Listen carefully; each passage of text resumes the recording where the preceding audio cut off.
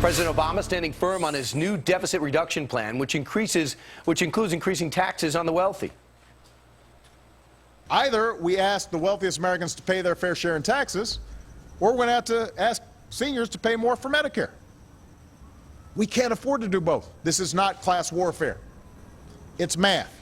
Wow. But our next guest says this is class warfare. He's the business owner who says he was fined from the government for hiring more workers. Joining us right now is the CEO of Euro Pacific Capital and author of this book, How an Economy Grows. Peter Schiff, welcome. Thanks for having me. But technically, the government didn't fine me. It was a self-regulatory body called FINRA that the government requires me to be a member of in order to stay in business. So it was the regulators that fined me, not the government per se. But I still regard them as an extension of the government. You hired 50 people and you found yourself having to explain yourself, which blows me away in this country with this economy. But Peter, I want to talk to you about your take with your economic background on the stimulus package. Will this stimulate, is this what big business needs to start spending and start distributing their money? No, not at all. The stimulus is a sedative, and it's going to continue to undermine the economy. Businesses don't need more government spending. In fact, government spending is depriving businesses of the capital they need to grow, because the money the government spends is money business can't invest.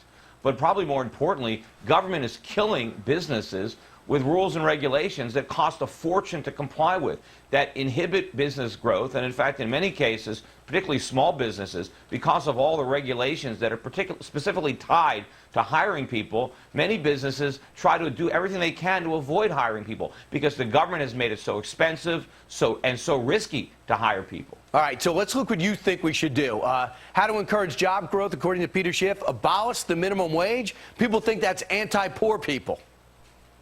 Well, one of the most anti-poor people rules is the minimum wage. It keeps people poor. What the minimum wage does is says that if a person that has very little skills, and generally they're young or they're poor, you can't hire them unless they can produce $7.25 worth of value. But it's not just that. It also has to compensate you for all the mandatory benefits and taxes and risks associated with hiring people. Right. And people that have no skills, it's just not worth it to hire them. And more importantly, they never get any skills. If you can hire people and pay them, Peter, I want to get through $3 or $4 I understand an hour, what you're if that's saying. what they're worth, You also say all this red tape. You say maybe to after a year or two, they could be earning $10 or $15 an hour. But the problem is they never get a chance.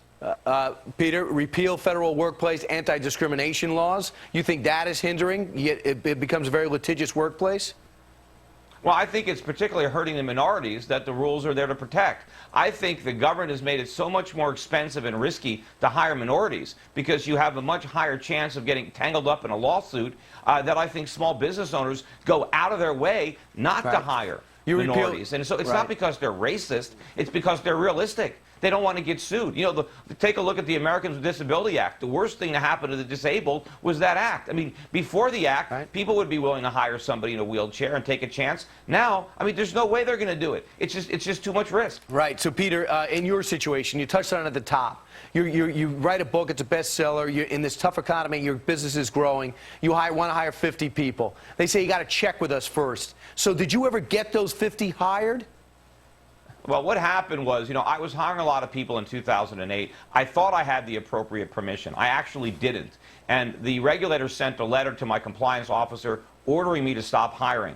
He never showed me that letter. I mean, I had to fire him and hire a whole bunch of new compliance guys. But by the time I found out about it, I was in a lot of hot water. I had to order a hiring freeze, and then I had to try to jump through all the hoops to get permission to hire more people. But it was a lot more complicated because I had ignored their other letter. It cost me a fortune in legal fees to try to go through the process. But in the meantime, I had other regulatory issues that I had to resolve. So I kept having to put the hiring more people on the back burner. And it was just Tuesday of this week, after more than 2 years of struggling and paying all sorts of costs, that I finally got permission to hire another 50 brokers. And I also got permission finally, after more than 2 years, to publish research, which means I can finally hire the analysts I've been wanting to hire. So I can start the hiring process now. But of course, I'm spending more money complying with rules and regulations than I am on rent. I mean, I've got 6 offices. I've got 2 in Southern California. I've got 1 in Manhattan. But if you take all my rents combined, it still doesn't equal the compliance cost. So, Peter, and I the think you've compliance outlined it costs are well. We're preventing out of time. plenty of firms like We're mine out of from time, growing. Peter, but